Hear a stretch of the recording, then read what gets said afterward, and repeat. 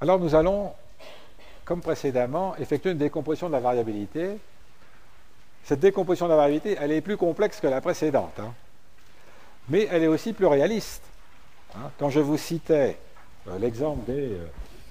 quels sont les facteurs qui influent sur le salaire à l'embauche, le premier salaire à l'embauche? Alors on avait dit le diplôme, on avait dit le genre, on avait dit ceci, cela. Dans la vraie vie, vous avez toujours plusieurs facteurs en concurrence.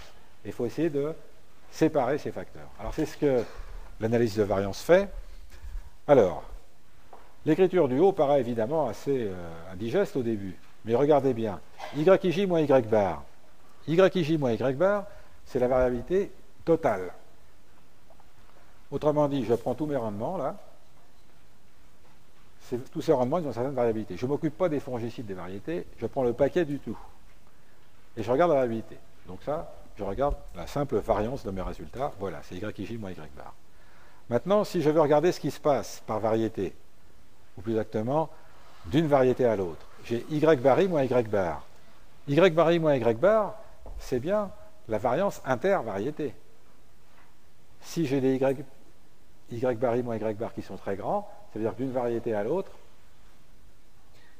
j'ai de grandes différences. Alors j'en ai des grands et des petits, hein, puisque la somme vaut 0. Ici, pareil, on retrouve l'effet fongicide. Et puis ici, on retrouve le résidu. Vous retrouvez la même formule que tout à l'heure. Alors, dans le cas du plan complet et QI répété, et dans ce cas-là seulement, lorsque vous élevez au carré, toutes les sommes des doubles produits s'éliminent. Vous pouvez faire ça, travail à faire à la maison, si ça vous dit. Ce n'est pas de la virtuosité, hein. Il faut simplement pas s'en mêler les pinceaux dans les signes sommes.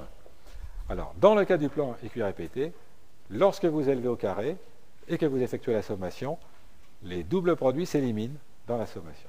Et il vous reste ceci, dans lequel vous faites apparaître une somme des carrés des écarts total, SCET, qui se décompose entre une somme des carrés des écarts due au facteur 1, une somme des carrés des écarts due au facteur 2, et une somme des carrés des écarts résiduels. SCE, somme des carrés des écarts. Les degrés de liberté, on les a déjà vus. On a vu le degré de liberté total, c'est le même que pour une variance à un facteur, bien sûr. On a vu celui de la résiduelle, et bien cela, c'est la même chose. D'ailleurs, je m'aperçois que ici, c'est pas I, c'est J moins 1, au passage.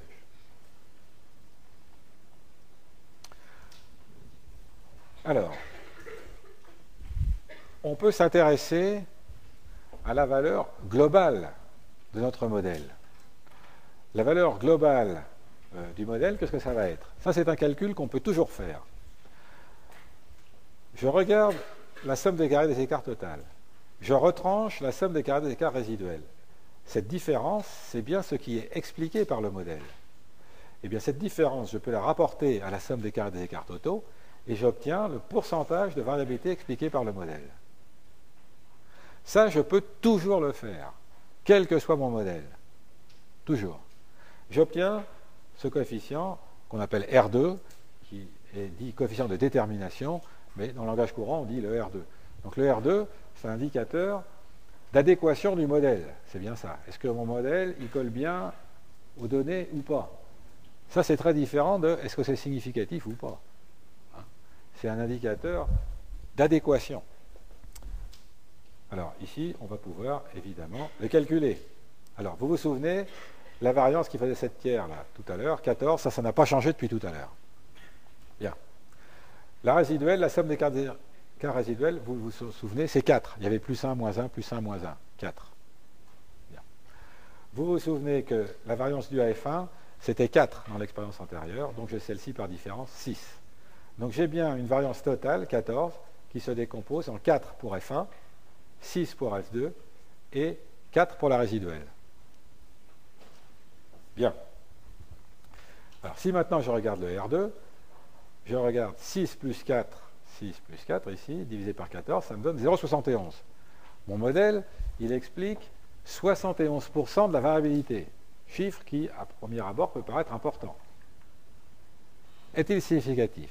On ne le sait pas. Là, il faut faire un calcul pour savoir si c'est significatif. 71%, on peut considérer que c'est beaucoup, peut-être, mais ça dépend. Ça dépend essentiellement des degrés de liberté. Est-ce que j'ai beaucoup de données? Est-ce que j'ai beaucoup de paramètres?